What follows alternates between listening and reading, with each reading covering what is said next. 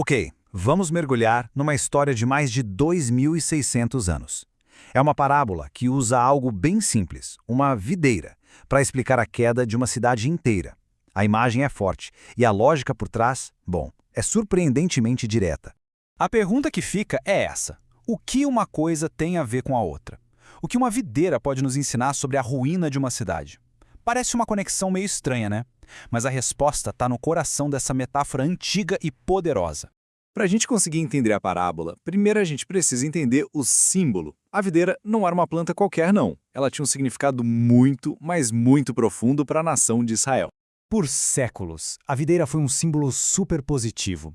Ela representava a fartura da terra prometida, sabe? O cuidado de Deus com seu povo, o privilégio de ser uma nação escolhida.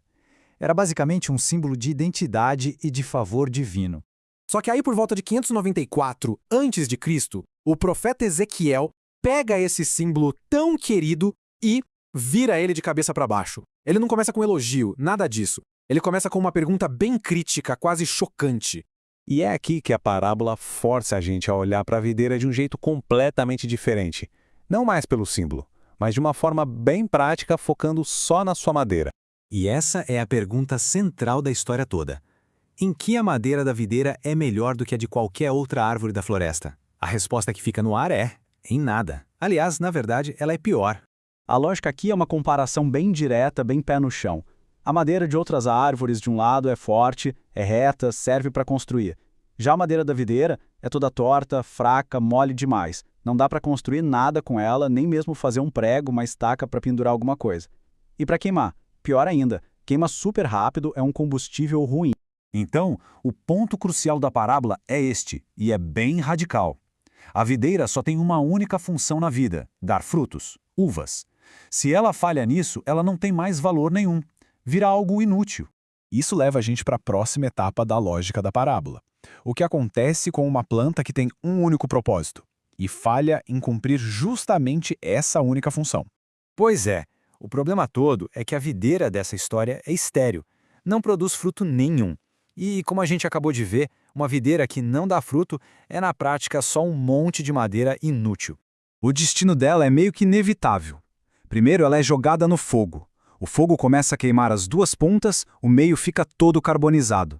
E aí a parábola pergunta: se ela já era inútil inteira, que valor ela vai ter depois de ser queimada? A resposta é óbvia, né? Nenhum. Ela se torna duplamente inútil. Nesse contexto, o fogo não é só fogo, claro. Ele é um símbolo de julgamento e de destruição. Para quem ouvia Ezequiel naquela época, essa era uma imagem muito clara da destruição de Jerusalém que estava acontecendo. E agora vem a aplicação. Ezequiel deixa bem claro que a parábola não é sobre plantas, é sobre pessoas, é sobre a cidade. A conclusão é direta, é brutal. Assim como aquela madeira inútil é entregue ao fogo, os habitantes de Jerusalém também seriam. A comparação é explícita. Segundo a parábola, a nação tinha se tornado inútil para o seu propósito. Mas o que significava essa ausência de frutos? No contexto da parábola, significava infidelidade, rebelião. A nação conhecia suas leis, seus deveres, mas agiu contra tudo isso. Eles falharam em produzir o que era esperado deles, os frutos da justiça. A crítica era pesada. Eles não eram ignorantes, eles conheciam as regras e, mesmo assim, quebraram todas elas. A parábola, então, se transforma numa profecia do julgamento histórico que estava prestes a acontecer de forma completa. E aqui a gente consegue mapear tudo direitinho, né? A videira é a nação em Jerusalém. A falta de fruto é a infidelidade do povo. O fogo, o exército da Babilônia. E a queima da videira é a destruição literal da cidade. Não tem como ser mais claro. E olha só, isso não era uma ameaça vaga para um futuro distante.